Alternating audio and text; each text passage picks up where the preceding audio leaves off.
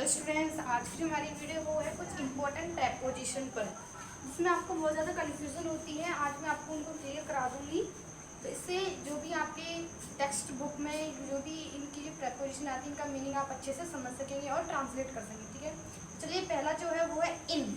अब इनका use mostly कहाँ पर होता है? वो होता है या तो कोई एक स्थिर होती है, स्टिल चीज़ होगी, और कहीं पहले से ही अंदर। हम जानते हैं इनका यूज़ ज़्यादा किससे होता है? किसी चीज़ के अंदर, बट वो पहले से ही वो चीज़ उसके अंदर होनी चाहिए। और इनटू का यूज़ कब होता है? पहले से उसकी चीज़ अंदर नहीं हुई, कोई चीज़ एकदम से मोशन में कोई चीज़ उसके अंदर जा रही होगी। ठीक है, तो इसका क्या हुआ? ये एकदम स्टेबल होगी और ये मोशन में होगी।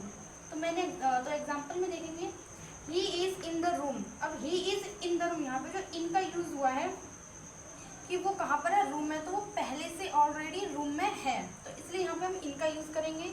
और अगर इस एग्जाम्पल को देखें, the cat jumped into the river. अब यहाँ पर इनटू का इसलिए यूज़ हुआ है क्योंकि जो कैट है वो जंप यानी कूदी है रिवर में, यानी कि वो जो कैट है और ये रिवर है वो एकदम से मोशन में जाकर के उसमें कूदी है।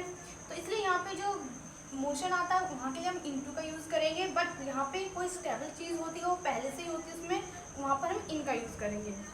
और इसका यूज़ कहाँ कहाँ पर होता है? रूप या अवस्था के लिए। अब रूप या अवस्था मतलब जैसे कि change this sentence into negative. अब यहाँ पर भी मैंने नेगेटिव का यूज़ किया है, क्यों? क्योंकि हो तो ये भी मोशन में ही रहा है, बट अब इसमें हो क्या रहा है कि जो सेंटेंस है वो हमें चेंज करने है नेगेटिव में। तो यहाँ पे जो सेंटेंस है यानी कोई अफर्मेटिव हो या इंटरोगेटिव, तो उसका जो फॉर्म है वो चेंज हो जाएगा। समझ में आया? Next, the rain changed into snow. यहाँ पर भी क्या है? मोशन में ही चेंज हो रहा है, लेकिन क्या चेंज हो रहा है? ये रेन यानी कि जो उसका जो फॉर्म है, जो फॉर्मेशन है, उसका जो रूप है वो चेंज होगा स्नो में, यानी कि उसका जो देखने का जो तरीका है वो बदल जाएगा। ठीक है, अब नेक्स्ट है ऑफ। अब ऑफ का यूज़ हमें कहाँ कहाँ करना होता है? या तो वो रिलेशन के लिए यूज़ होगा या फिर कोई क्वालिटी बताएगा।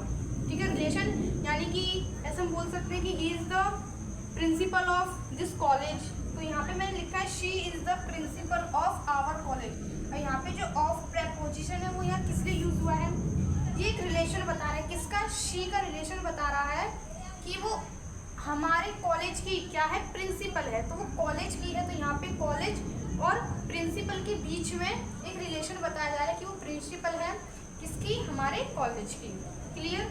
Next, he is the man of principal. अब यहाँ पर क्या है? He is the man of principal. इस प्रिंसिपल का मीन्स होता है सिद्धांत, और इस प्रिंसिपल का मतलब होता है प्रधानाचार्य। अब यहाँ पर इसमें ऑफ का यूज़ इसलिए हुआ है कि he is the man of.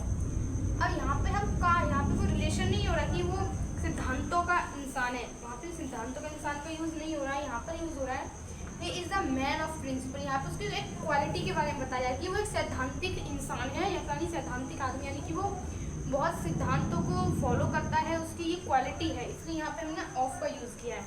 Clear?